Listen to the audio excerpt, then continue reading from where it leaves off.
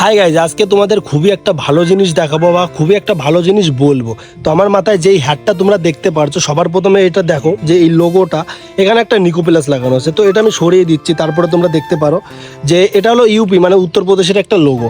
তো একটা জিনিস তোমাদেরকে আমি বলি যে এই হ্যাটটা আমি একটা ম্যান অফ দ্য ম্যাচ পেয়েছিলাম, তো একটা নর্মাল টুর্নামেন্টে। তো এর উপরে আমি নিকো প্লাস লাগিয়ে দিয়েছিলাম। কারণ কি জানো, কারণ কি একটাই যে মানে যেখানে আমি ইউপির হয়ে খেলিনি সেখানে লোগোটা লাগানো উচিত না আমার। যেই জিনিসটারও আমি খেলিনি সেই জিনিসটা কেন লাগাবো, তাই না? তো অনেকে আছে বেঙ্গল জার্সি পাওয়ার জন্য মানে অনেকই করে, অনেকে আছে অনেক টিমের জার্সি পরে থাকে।